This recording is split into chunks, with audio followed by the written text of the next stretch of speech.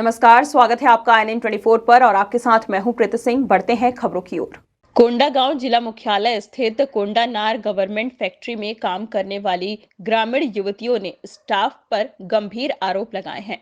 Staff द्वारा गाली गलौज करने और वादे के अनुसार मेहनताना कम दिए जाने से परेशान युवतियां बड़ी संख्या में सोमवार की सुबह काम छोड़कर कलेक्टर से मिलने पहुंची। युवतियां कलेक्ट्रेट परिसर में तो प्रवेश कर गई, लेकिन कुछ देर बाद इन्हें परिसर से बाहर निकाल दिया गया, जहां वे कलेक्टर के कार्यालय आने का इंतजार कर रही हैं।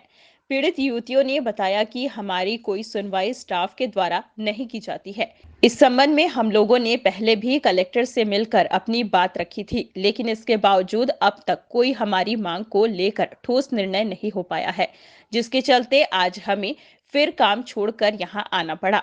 उन्होंने बताया कि फैक्ट्री में कार्यरत लेबर का मानदेय 7,000 रुपए तथा ऑपरेटरों का मानदेय 10,000 रुपए होना चाहिए। अगर हमारा मांग पूरा नहीं होगा तो इस बार हम सभी एक साथ काम बंद कर देंगे।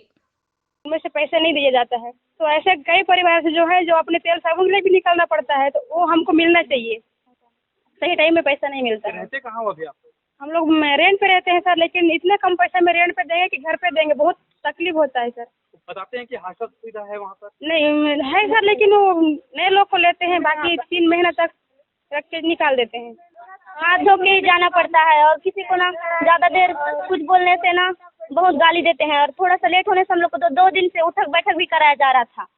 हम लोग थोड़े नए स्टूडेंट हैं सर, और थोड़ा सा गाली गलौज कौन करते हैं आप लोगों को? सर वहाँ सब लोग चिल्लाते रहते हैं वैसे ही सर। सब सर मैडम है सर, वैसे पूरा स्टाफ है, एक का नाम नहीं ले सकते ना सर, सब वैसे हैं। नहीं सर, उससे क्या फायदा था।